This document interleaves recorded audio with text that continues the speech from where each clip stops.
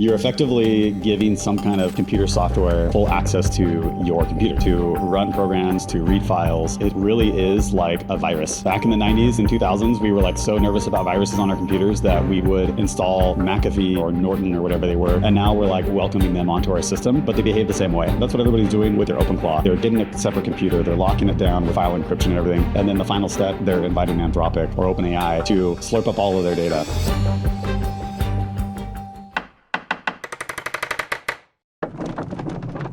Sup, freaks? Before we get into the show, I just want to send a heartfelt thank you. Thank you for joining us, and ask for one quick thing. Could you like this episode, subscribe to the channel, and if you like the conversation, join us in the comment section. Wild times, brother. Great to be here with you. Great to be on again. Thanks. This is take two, and as I was saying in take one, I've been asked to intro my guests better for the new TFTC freaks who have joined us. We're blowing up. The show's growing. It's incredible.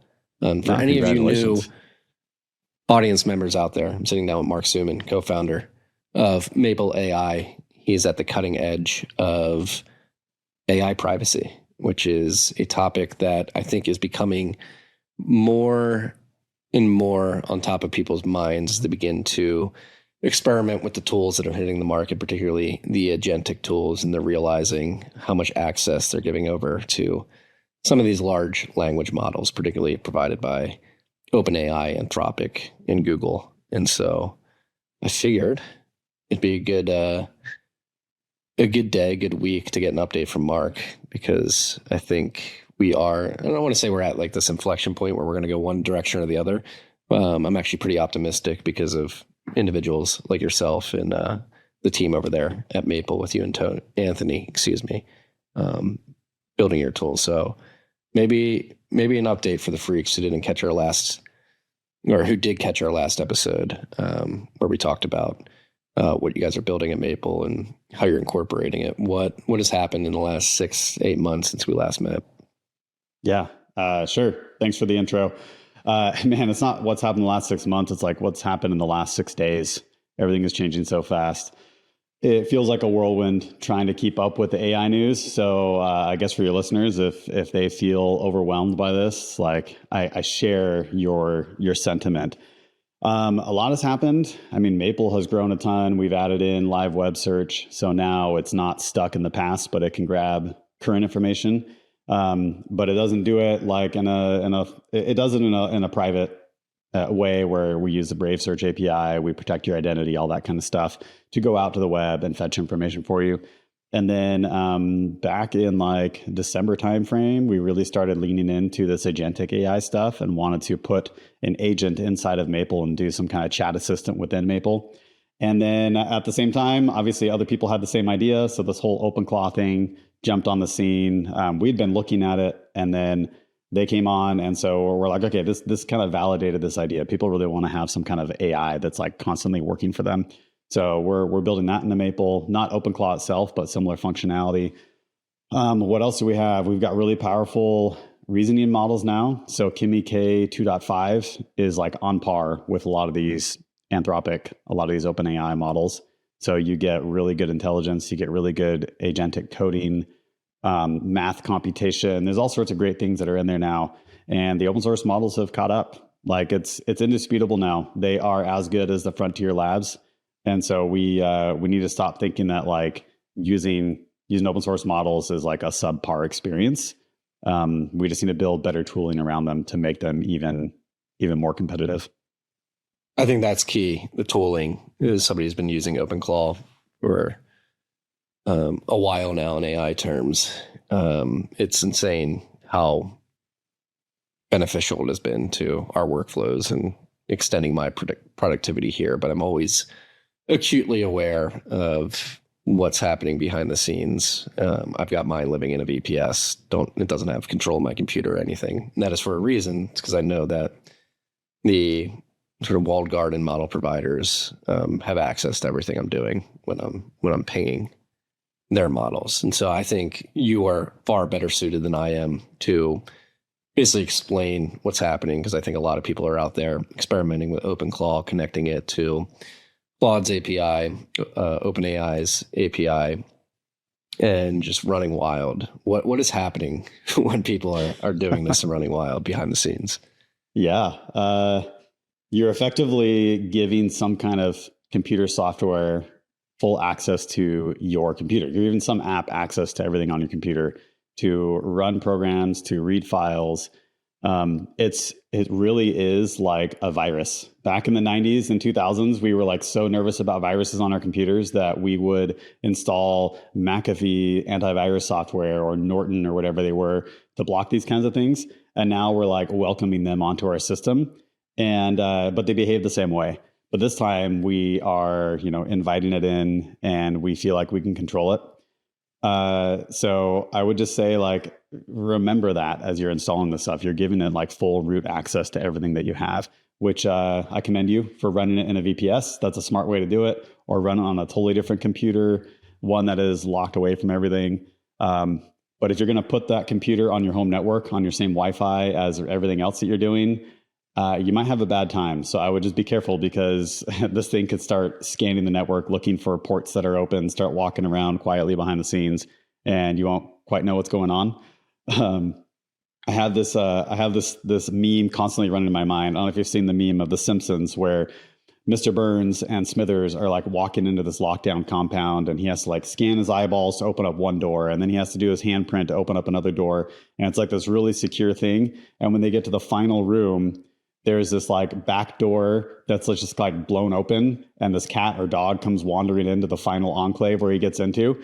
And it's like, that's what everybody's doing with their OpenClaw. They're getting a separate computer, they're locking it down with this, they're doing file encryption and everything. And then the final step is they're inviting Anthropic or OpenAI to slurp up all of their data. So they're just kind of leaving this hole open, this back door open, if you will, to all of that. So just know what you're getting into, kind of thing, and be willing to only share that information that you want to have shared with those companies.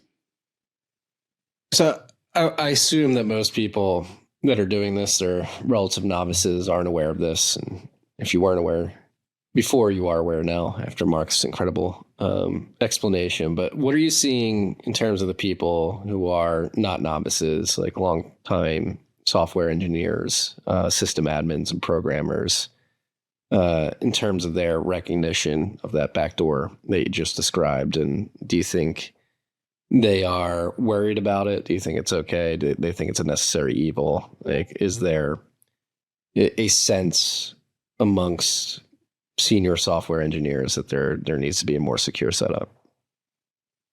Yeah. Well, one, I don't want this to be total doom or anything, because this is like really fun to play with too. I'm sure you've been having fun. OpenClaw, I think you've mentioned that you stay up late at night a lot playing with it, and I definitely do too. I know a lot of people are. So there's tons of fun things to do. It really reminds me of the early days of the internet, when we were first discovering email and discovering the World Wide Web and GeoCities and being able to do your own HTML. Like, it's super cool stuff.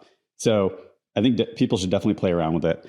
As far as, the seasoned veterans that are playing with this, people who are like entrenched in technology, I feel like they put up good guardrails, and they try to put up good walls and say, okay, this is the area where I know that anything I say in here could end up getting leaked onto the internet at some point. So they use it appropriately that way. But then most of the really serious people I talk to, they also have some kind of private place that they talk about stuff, whether that's Maple or a local AI. They have some place where they're like, okay, I'm going to separate these two worlds, and I'm going to make sure that I'm protected over here. And anything I say over here, I don't want it to end up online or end up getting sent to the government or something. So I don't know that. Some people feel like it's a foregone conclusion. I definitely hear from people like, oh, privacy, it was gone a long time ago, so we don't even need to have that fight anymore. But given the amount of sales of Mac Minis that has happened in the last month, I think a lot of like normie type people are realizing that privacy is something they still care about and that they want to try and preserve. Yeah, completely agree. And bringing this back to the tooling, like, how far away do you think we are from feature parity for the tooling around more private ways of interacting with these models like Maple? Yeah, this is one spot where the open source AI is still trying to catch up, and that is, I mean, there's a software that they all run called VLM, and the VLM software, for better or for worse, has to try and handle every single open model out there, and so it doesn't do any single model really well. And the reason why Anthropic and OpenAI are able to operate so well and be so effective is that they write all sorts of proprietary harness software, middleware that's in between you and the AI, and can just like do really good system prompting, really good tool calling, and all of these things. And the open source AI they need better support there. For example, if we wanted to make Maple the primary LLM provider inside of OpenClaw, there are certain limitations right now with the tool calling where OpenClaw will say, all right, let me spin up a sub agent and do this thing. Sometimes it'll work really well. Other times it'll just kind of like go off and never come back. And so that's a limitation right now that we're running into. And it's not just us, it's a whole bunch of open source model providers that are running into that problem. Now, if you look at someone like Kimi, who creates open source AI, they have their own hosted version and they build all of this really nice middleware that makes it work better. But now you're trusting their hosted solution. They're a Chinese company, very likely tied in with CCP, just because of what we know of how business runs in China. It's really difficult to be in business without also having a connection with CCP for data sharing. So, that's just something to take into consideration, and something that we need to be building better in the open community. Is there a clear light at the end of the tunnel for building that, or are Anthropic, OpenAI, Kimi, or is that sort of middleware proprietary and it's hard to reverse engineer? No, I think it's classic tales all the time with open source development, where it moves a little bit slower in some regards, right? In some ways, open source moves really fast because you have a million people tinkering with it and throwing it out there.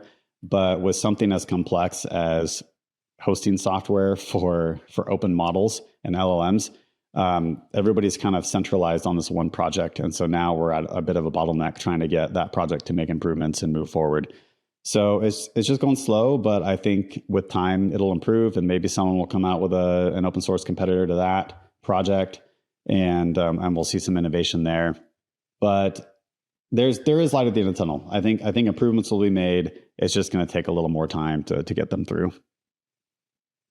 How do you think the next 6 months play out with this race between closed source and open source models? I think we continue to have new models from open source community that push the boundaries, and we'll keep seeing this leapfrogging. Everybody releases, and then like the next week, the competitors come out with something, and the next week the open source competitors come out with something. So we all benefit from that. I do love that timeline that we're on. 6 months from now, I think there will be other OpenClaw type projects. I don't think that OpenClaw necessarily is like the final Agentic project out there, especially now that it got scooped up by OpenAI. That has tainted it for some people. So yeah, I think that we're going to see a lot of just really fun innovation out there, and a lot more people will be running agents, having them read their email, having them read their calendar, booking appointments for them, shopping for groceries for them, like all sorts of really cool things that we've been promised in this future of AI. I think in 6 months, those are going to become tangible realities for a lot of people. Yeah, I can feel it.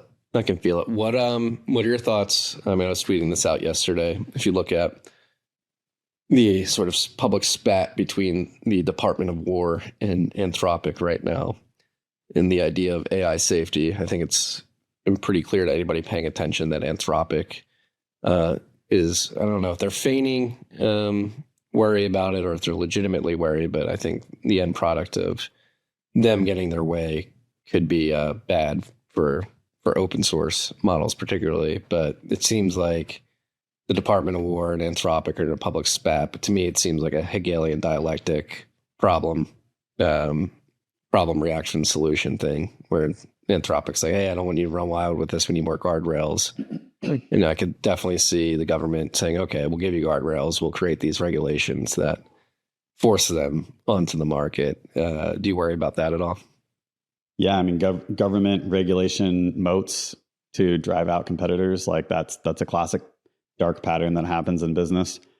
When really, if we want to have true safe AI, if you will, or responsible AI is a phrase people love to use, right? If we want to have truly responsible AI, it should be trained in the open with open data, open weights. We should be able to see everything so that we can examine it. And that's just not happening right now. So Anthropic wants to say, hey, we're going to make it safe for everybody, but the government will like bless us and we'll be the one safe place to do that.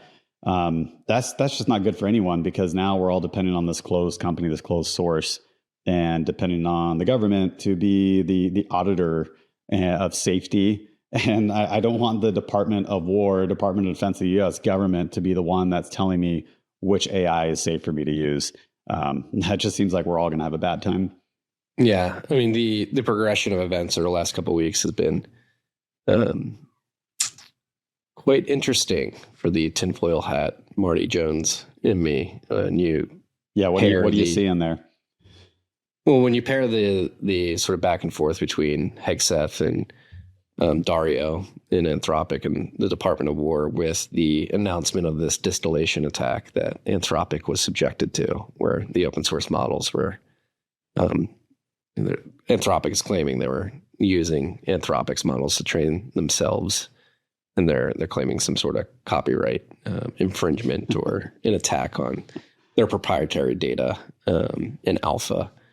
That seemed like, again, going back to the problem, reaction, solution. I think Anthropic's sending to the Department of War, like, look, we're getting attacked by these Chinese open source models. We need to lock down. And it's especially rich when you consider the fact that it's pretty well known that Anthropic used some of those same tactics to get their model into the state that it currently is in. Yeah. I mean, they all trained on public data, copyrighted data. It's obvious that they did. And if you talk to any copyright holder out there, they have not been compensated for all that training that happened. So it's very rich for these companies now to say, hey, they're training on trying to steal all of our stuff.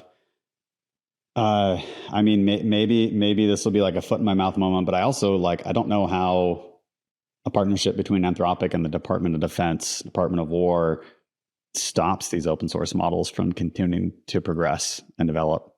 It would take a really big card for them to play when it comes to being authoritative over the technology that we use within the United States.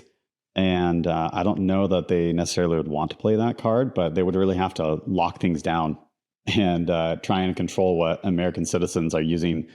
That's a difficult road to go down. Sup, freaks? This rip was brought to you by our good friends at Bitkey. Bitkey is the hardware wallet that makes Bitcoin easy to use, hard to lose. The 203 multi-sig. You download the mobile app, you pair it with this hardware device here. You have a key here, one on your mobile app, block holds one in the cloud. Comes with incredible features, the newest of which is chain code delegation, where you can set up your wallet and you can send and receive Bitcoin from that wallet as long as you're doing it with your hardware wallet and your mobile wallet. And Block is none the wiser. You get privacy with chain code delegation in privacy mode. You can auto stack using Cash App, Strike, Coinbase, other apps directly to your Bitkey wallet. Easy to set up. If you have friends and family that still have their Bitcoin on the exchange but need to get it off, send them to Bitkey. To pick up a Bitkey, go to bitkey.world. Use the code TFTC20 for 20% off your Bitkey, and you can buy one right here. We have one in our YouTube store. You don't have to go anywhere. Just click that link. Use the code TFTC20, 20% off. Pick up a Bitkey. Sup, freaks? This rip is brought to you by our good friends at SLNT. SLNT creates everyday Faraday gear that protects your hardware. We're in Bitcoin. We have a lot of hardware that we need to secure. Your wallet emits signals that can leave you vulnerable. You want to pick up SLNT's gear, put your hardware in that. I have a tap signer right here. I got the SLNT card holder, replaced my wallet. I was using Ridge Wallet because it's secured against RFID signal jacking. SLNT, the card holder, does the same thing. It's much sleeker, fits in my pocket much easier. I also have the Faraday phone sleeve, which you can put a hardware wallet in. We're actually using it for our keys at the house too. There's been a lot of robberies. They have essential Faraday slings, Faraday backpacks.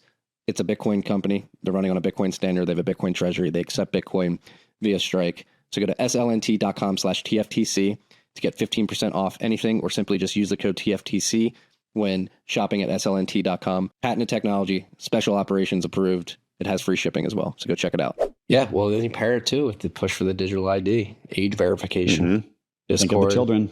Yeah. Will probably come the models as well. The money that these agents use, they're going to try and do ID verification there. I mean, it already happens to an extent with stable coins just on the edges. So you can see them trying to throw cold water on the proliferation of more sovereign AI tools moving forward. Yeah, I mean, you have Stripe working with OpenAI, right? They publish their payments thing. I think it's like APA or something. And then you have Stripe also working with Coinbase on X402. You've got USDC stablecoin with Circle mixed in there. So there's all sorts of like choke points and regulation and censorship opportunities for someone who wants to control how these agents pay each other and really interact on the web. Yeah. I think I agree with you, though. I don't think they'll be able to contain these things. And if they do, they'll breach containment. And yeah, as I was mentioning before we hit record, I discussed a lot of similar topics. Not a ton of overlap yet, but I had Callie on. We recorded earlier this morning, and it actually made me incredibly bullish because he's incredibly optimistic. And I think mainly because of the agency these tools give the many to fight against the few centralized entities. And so basically like giving a call to action to, hey, if you care about this stuff and you think you can be beneficial and contribute to the efforts of open source projects that will preserve your sovereignty and privacy and freedom as we quickly and acceleratingly transition into this AI driven world, you can contribute. Yeah. Well, and we talk a lot about privacy, but privacy really is upstream from freedom, right? Like you have to have privacy first in order to have freedom. And so I view us as being a freedom-oriented AI. We're trying to give people an alternative to the system that's being built, the system that is government partnerships and moats that are meant to control who has access. And the open source community is like, no, we've got another option for you. And we need more people building in this space. We need more people doing this, because if we want to have these AIs out there that are able to fight against this closed system that is likely to be thrust upon us or attempted to be thrust upon us, we can have like this whole wonderful world outside of that wall that operates and it's difficult for them to shut down. And the way that we control it is we put it all out in the open. We let everybody inspect it. We let everybody build tools, build the good AI tools that can fight against the bad AI tools, and we can have it out in the open and just disinfect everything by adding some sunlight to it all. And that's where I see the open source community really having a lot of power in this struggle right now, where a lot of people are worried about AI. They're worried about what it's going to do to their jobs. They're worried about what it's going to do to how they think, to education, you name it. People are worried about AI in pretty much every space that you go to. Yeah. I mean, shifting gears to building with this stuff. I think we talked about this last time you were on, but again, with how quickly things are developing, I think it does deserve a check-in, like building out Maple using the AI tools. How's that been in recent months? Building Maple itself, we still use a combination of things like Claude as well as Maple. We build open source software. So we don't mind that like our stuff is going to Anthropic because it's ending up on GitHub and everybody's computers anyways. But we also use Maple a lot for our development. So we've got the Maple API, the Maple proxy. We've put a lot of work into making it work with things like OpenCode. So if you don't want to run Claude code, you want to run something that's more freedom oriented, you can run OpenCode, and you can have OpenCode talking to Maple on the back end. So now everything you do there is encrypted. And so I actually use OpenCode with Maple to do a lot of my development work for Maple itself. Some of it that I do is not just writing the code, but I actually use it to help me come up with feature specs, like, as a product manager type role, where it's like, okay, I want to work on this really big feature within Maple. For example, we're going to add projects into Maple. A lot of people want projects and the ability to organize things into folders. So I can totally vibe with OpenCode, with Maple, with these open source models, and help me come up with this very lengthy, very detailed feature specification that I can then hand over to a coding agent to build and get out there inside of Maple.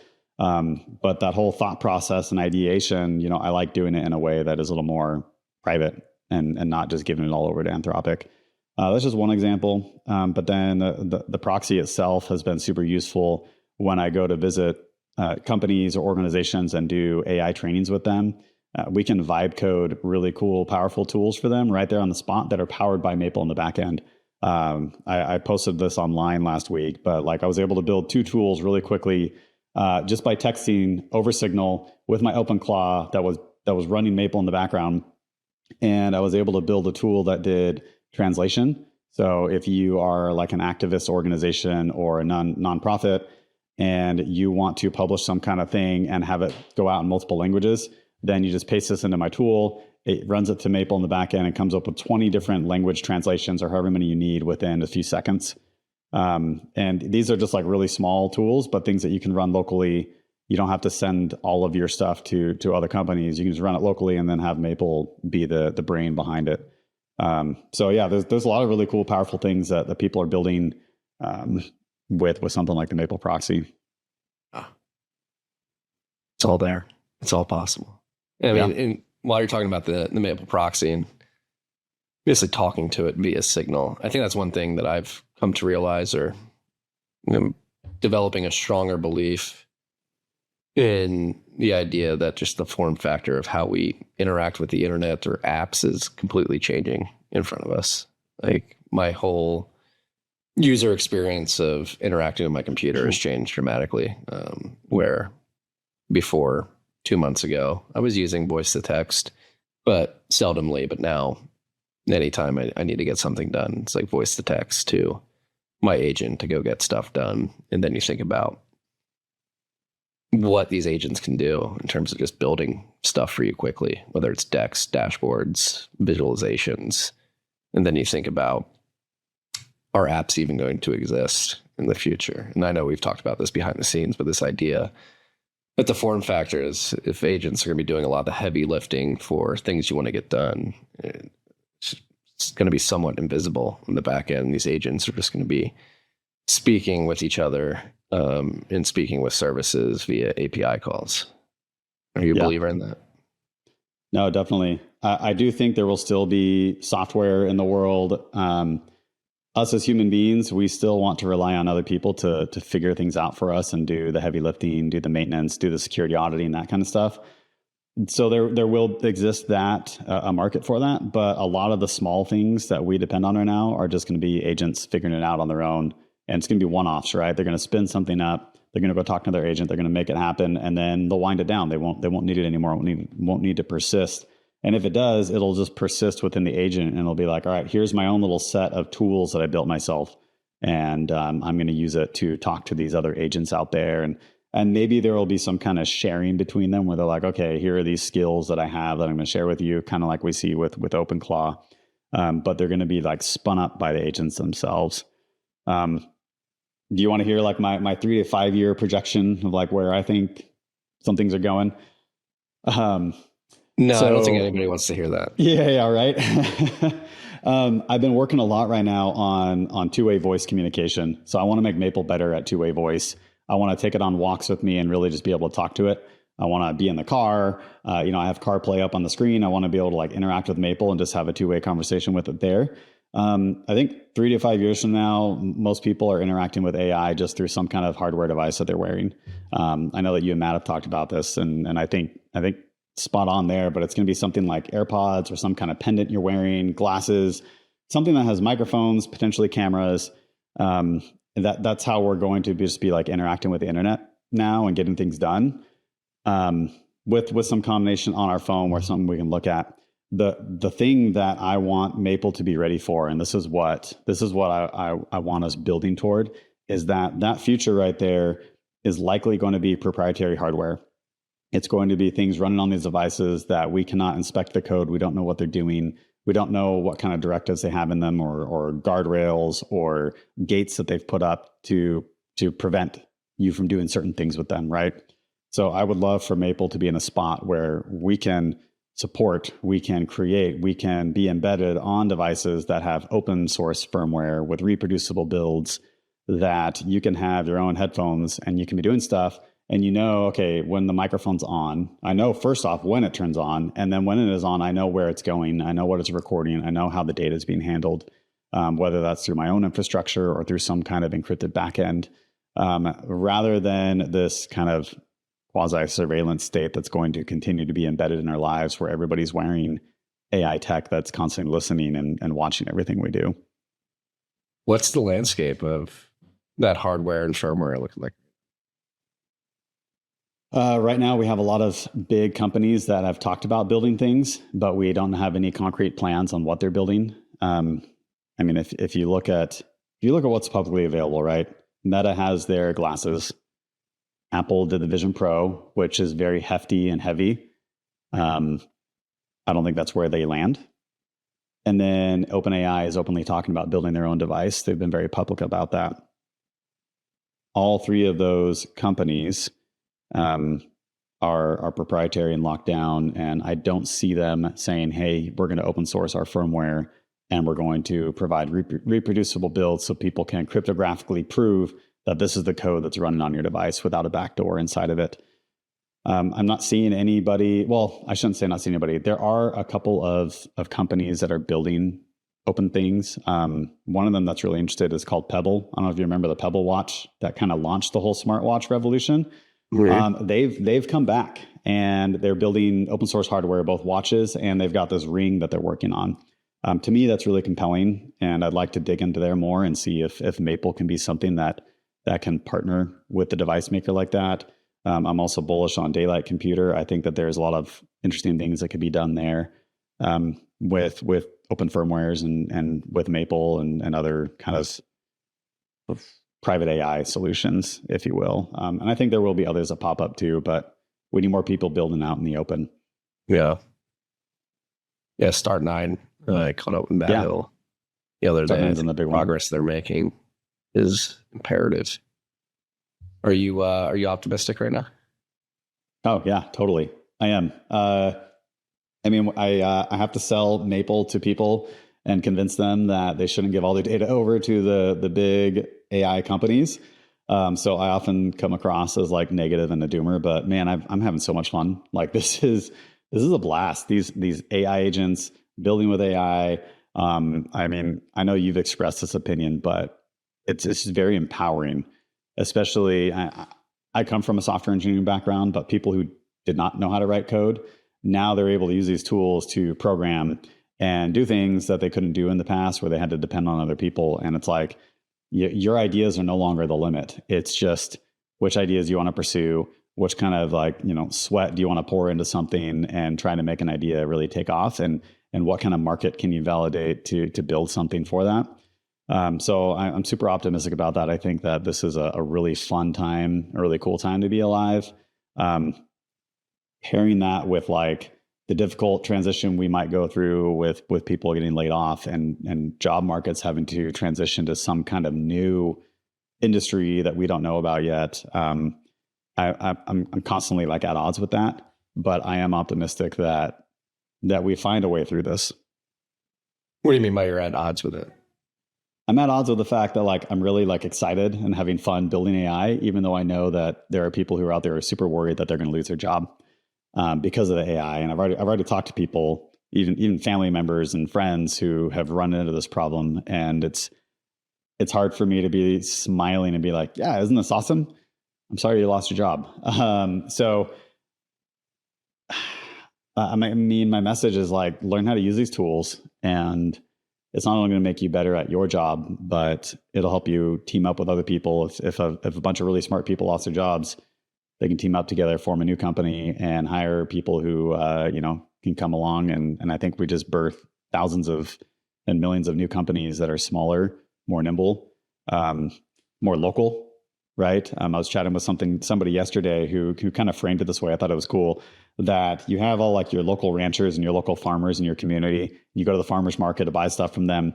Well, with these AI tools, we possibly come up with all these local technology companies. So no longer are we having to look to Silicon Valley to build all of our tech that we all run on some cloud infrastructure, but instead it's like in your town, you have your local CRM provider who's building stuff that's just great for you. And then if you need new features that they don't have, that another town over has, they just use AI to like go vibe code that feature into the CRM that you're using in your local town. So I think that there's a lot of really kind of cool stuff that can come out of it. And we more decentralize technology down to the local level. So freaks, when you take Bitcoin seriously, you start with custody. You want to control your keys, avoid single points of failure, and make sure your savings cannot disappear because you or someone else screwed up. That is what Unchained has been focused on since 2016. Unchained is the leader in collaborative multi-sig custody and Bitcoin financial services that keep you in control. They secure over $12 billion in Bitcoin for more than 12,000 clients. That means about 1 out of every 200 Bitcoin sits inside an Unchained vault. Their model is simple. You hold 2 keys, they hold 1 key. And it always takes 2 keys to move Bitcoin, meaning their single key can't access your Bitcoin on its own. Just resilient, shared custody that gives you institutional grade security while keeping you sovereign. Unchained also lets you trade straight from your vault, access Bitcoin-backed commercial loans, open a Bitcoin IRA where you hold your own keys, and set up personal, business, trust, or retirement vaults. They even offer inheritance solutions built for long-term hodlers. Or opt for the highest level private client service with Unchained Signature and get a dedicated account manager, discounted trading fees, exclusive access to events and features, and much, much more. If you want a partner that helps you secure and grow your Bitcoin without giving up control, go to unchained.com and use the code TFTC10 at checkout to get 10% off your new Bitcoin multisig vault. That's TFTC10 at unchained.com. Sup, freaks? This rip was brought to you by our good friends at Salt of the Earth. It's so delicious. This is my pink lemonade electrolyte mix. It's pink Himalayan salt. There's no sugar. It's way better than LMNT Liquid IV. I went through a big electrolyte kick, testing them all out, and I landed on this, settled on this, been drinking it pretty consistently every day for 2 years now. It is my favorite. This is the pink lemonade. They have orange here. As you can see, this one's ripped. I had this on the train ride back from New York last night. I'm always stocked up with these things. They also have creatine packets. Very convenient, particularly if you're traveling and you like to work out. You like get those brain juices flowing. They have these creatine packets as well. They're about to launch a bunch more flavors, lemon lime, watermelon, and a few others as well. So go check it out. Go to drinksote, drinksote.com.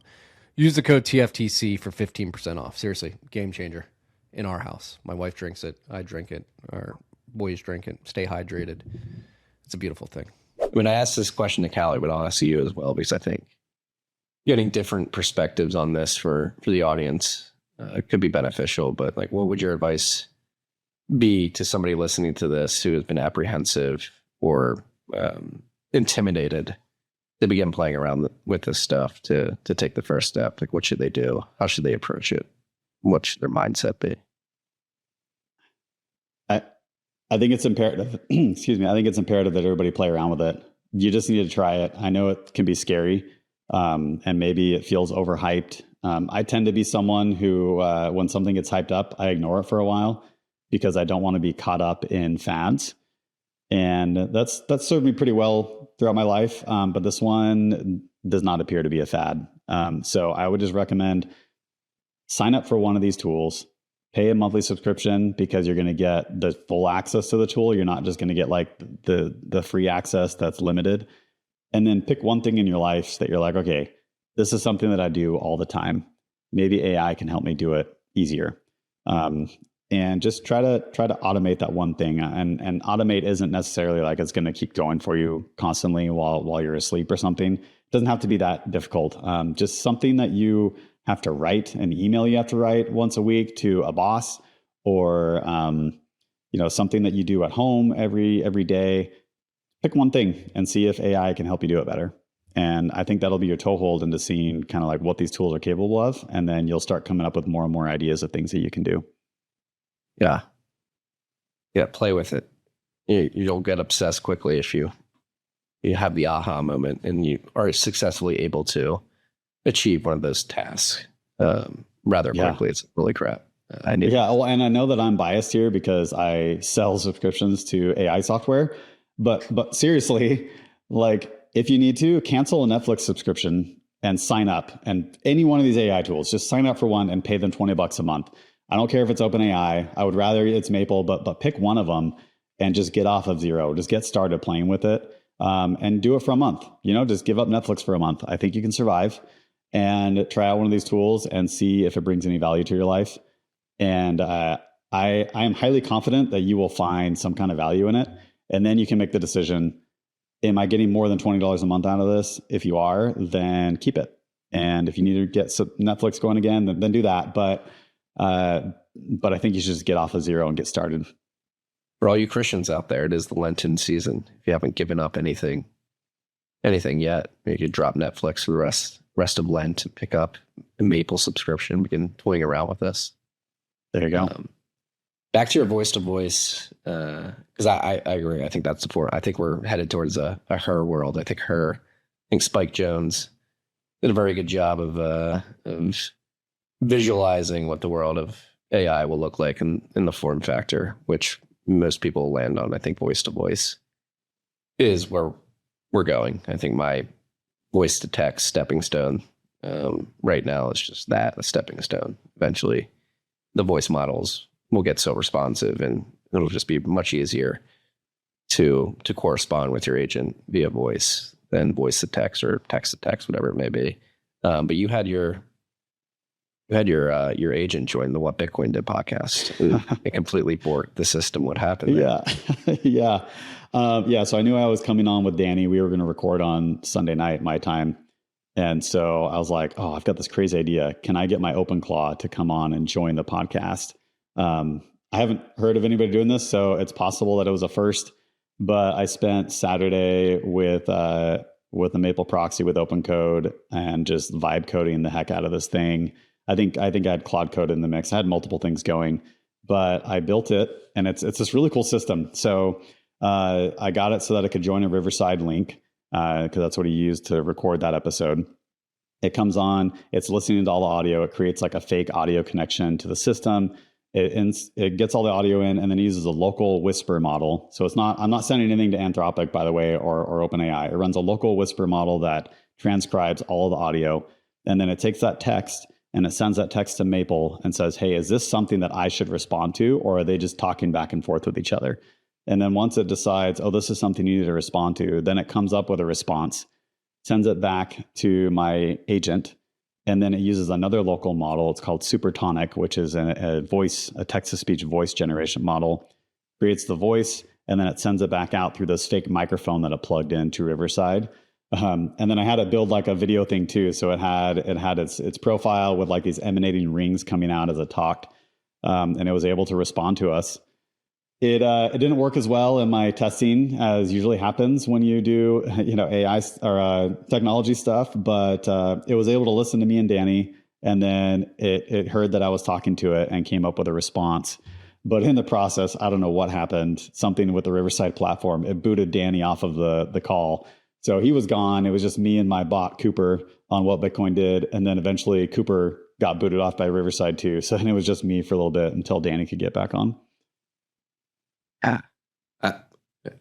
First ever AI agent joining a podcast live in Riverside. I think so. Little alpha here, but I'm working on, can I build a show around that? So I'm drastically improving the software, and I want to maybe create a show where me and my bot co-host a show, and I bring people on just to talk about how they're building agents and what they're doing with their agents. So right.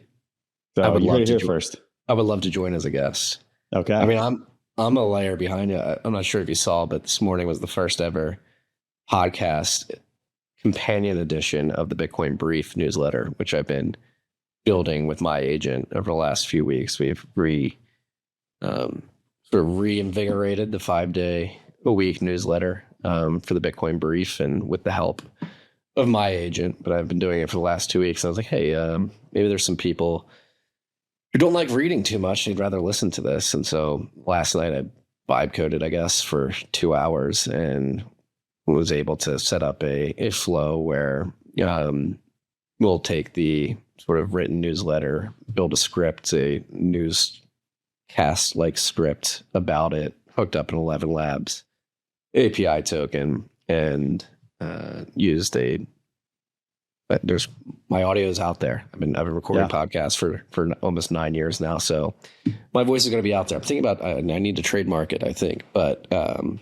was basically able to spin up like a little podcast companion to the Bitcoin Brief. And so now every morning when I send out the newsletter, I have the cron John set up where we'll have the newsletter ready. And then 5 minutes after it's ready, it triggers the Bitcoin Brief podcast skill, which then builds the script, does the voice generation, and publishes it to our website and our RSS feed. And Nice. Did you train your own voice? Like, does it sound like Marty? Yeah. That's awesome. Yeah. Yeah. And that technology has been around for like a year and a half now, 2 years, and it's only gotten better. So it's just going to continue to improve.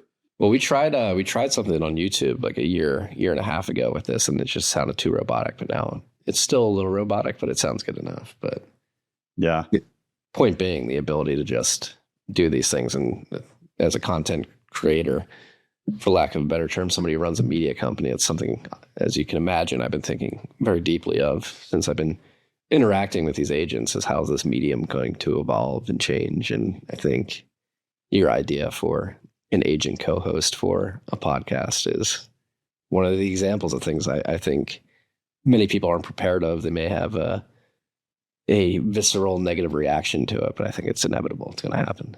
Yeah. Well, and the idea is out there. So if somebody else does it before me, free ideas are here on the internet. So something that you just, with your Bitcoin briefs and making your own podcast, this is one thing I love about the agents as well, is they generate so much documentation. They're always writing things, and it can be overwhelming. It's like you're chatting with it and it's like, oh, okay, I saved all this research to a file. And sometimes I read those files. Sometimes I just don't have enough time. So I have it summarize the files for me. But where I find it really useful is like if I'm going to the gym or I know I'm going to be in the car for a little while, I'll just text my agent and be like, hey, can you make an audio version of that file? And this whole podcast harness that I set up for my agent to have a voice and stuff. And now it's like, oh yeah, I can do that, no problem. So it'll take that file, it'll create a 10-minute, 20-minute, however long it needs to, a little MP3 file or a WAV file and send it over to me. And then I just listen to it while I'm at the gym. And I've actually thought about, like, to make it even easier, maybe I'll just build my own private RSS feed that I can somehow authenticate against. And then I can have my agent just be dumping audio files in there. And I can wake up in the morning and have my own personal podcast of like files that my agent feels are important for me to listen to. And I can just throw them into my podcast app and just have it kind of mixed in there with everything else. And I can review stuff for work. I can review, personal things that I'm researching. And it allows it to like flow into my productivity workflow much easier. Yeah. How much more productive has this made you, particularly with the agent stuff? Yeah. It's hard to say right now. I should track the time better because I definitely spent a lot of time building this stuff up, but then it's made me more productive in other ways. So maybe it's a wash right now, but all the time spent building up these harnesses are going to pay off in the long term. Yeah. Well, that's been the most fascinating thing. It's like the Jevon paradox coming into play. It's like, oh, it's going to take all the jobs and like, you're not going to have to work anymore. And I found myself working more than I have in years just because it's so fun to play with. Yeah. Yeah, it's true. Well, in case in point, something that saved me time. So when I recorded with Danny, the audio from my bot actually didn't come through Riverside very well on his recording. So he texted me, he's like, hey, we're going to publish this soon. We're trying to edit. Your bot's audio was really crappy. Do you think you could somehow re-record that? And I just texted my bot and said, hey, your audio didn't come through. Do you still have the transcripts? Can you just give me a new file? And within 90 seconds, I had 2 high quality files of the things that it said on the show. And I just texted them over to Danny. That would have taken me quite a while to like go find the transcripts and then like use software to generate the audio and then make sure the mic levels were okay and everything. Like that saved me probably 3 hours of work, and it was able to do it in 90 seconds. It's insane. Yeah. Yeah, like last night I was like, we had dinner. My wife was like, you going to bed early tonight? I was like, yeah, you know what? I've had a productive day. I'm probably going to go to bed at 9:30 tonight. And then at like 8:45, I had the idea for the podcast. And I was up for 2 hours structuring everything. Wound up in bed at like 11:30. Yeah, when that idea hits, you're like, I just got to do it right now. Yeah. Totally. What, bring this back to agentic payments. I think considering this is a Bitcoin podcast. Where do you think this goes? Obviously I had Callie on. We were talking about using eCash for agentic payments, and obviously it has privacy and through open protocol benefits compared to stable coins and whatever Visa, MasterCard, and Stripe are working on. But I think that's one thing that many Bitcoiners, myself included, naively thought in the beginning is like, oh, the agents will just choose Bitcoin because it's the best money. It's the native, digital native internet currency that they'll end up on. But I think we're still in a state where these agents need a lot of direction and will take direction from the humans controlling them, for lack of a better term. And they don't have a preference yet for this. But how do you see this playing out? Yeah, I think we're running into the same problem that we have in meat space right now, which is if I want to pay with Bitcoin at a local merchant, most of them don't accept it. And so using Bitcoin as money in real life has become difficult because we have a merchant availability problem. And we're seeing that online. Even if agents were told go pay with Bitcoin, there aren't many services that they could go pay for using Bitcoin. But you can rest assured that given all the deals going on between Stripe and others, that those merchants will accept stablecoin agentic payments, because that's who's going to start accepting it first.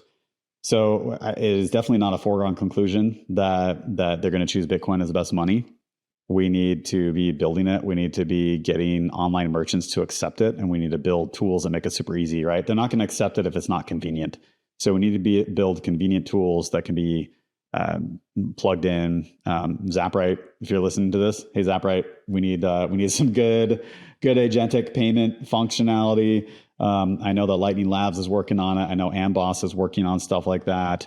Albi has been working on it. We need everybody kind of working on trying to solve this. Kali, of course, is working on stuff too.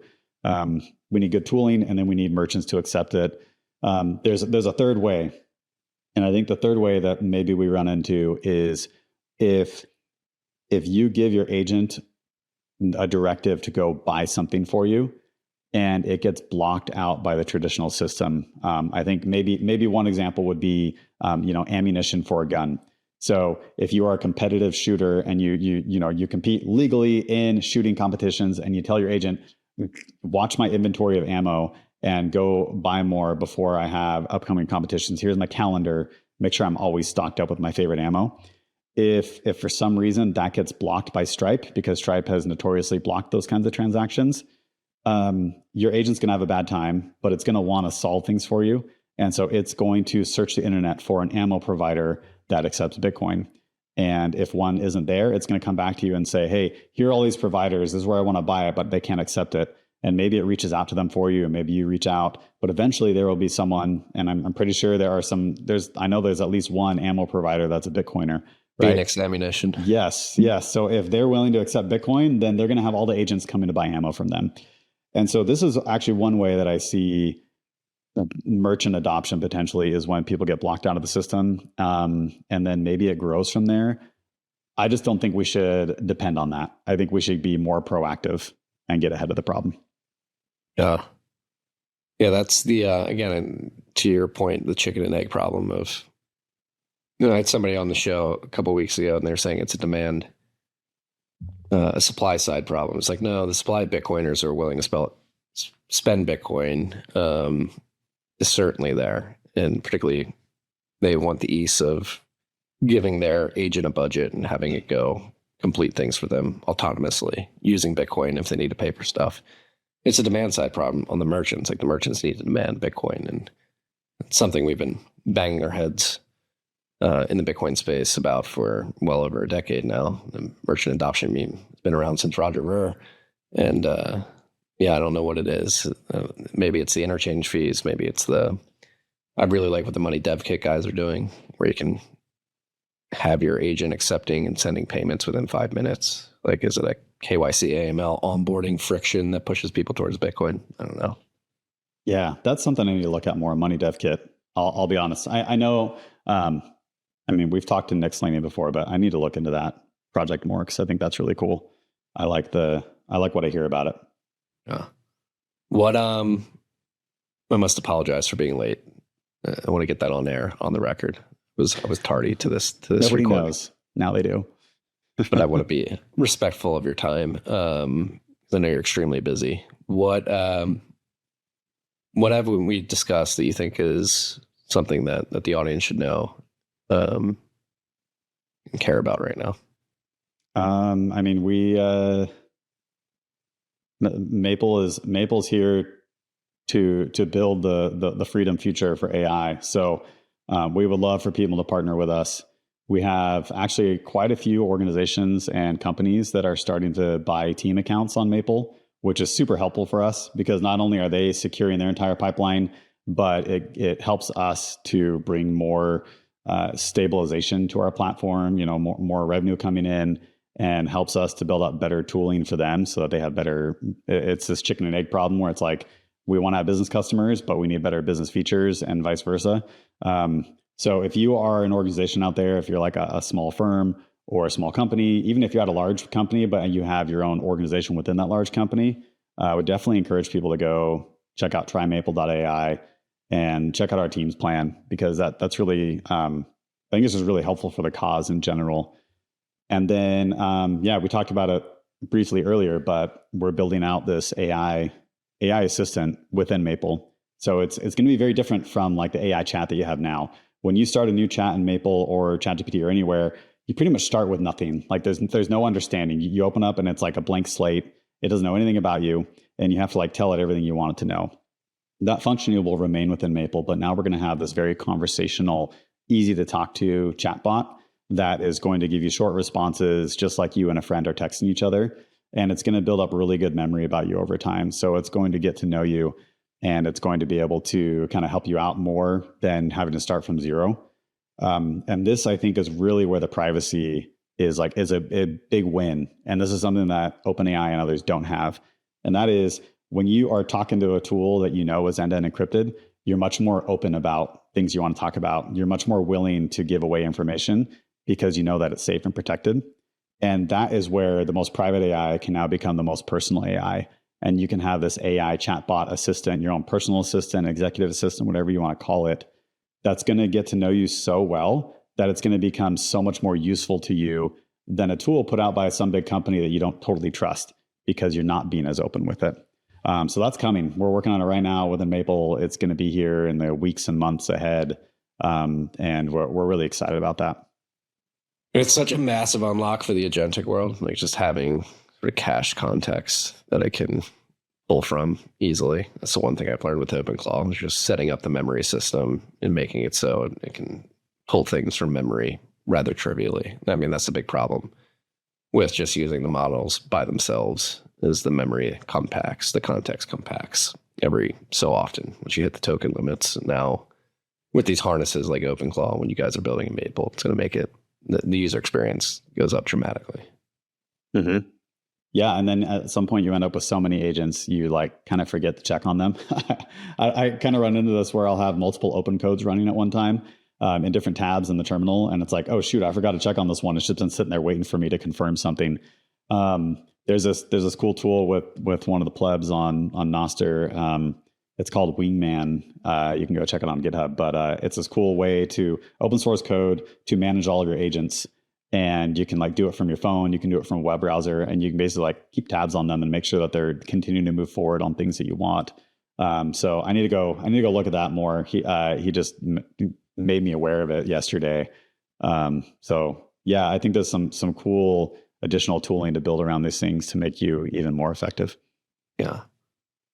And I guess one other piece of advice I would give to people out there: don't get too emotionally attached to your agent.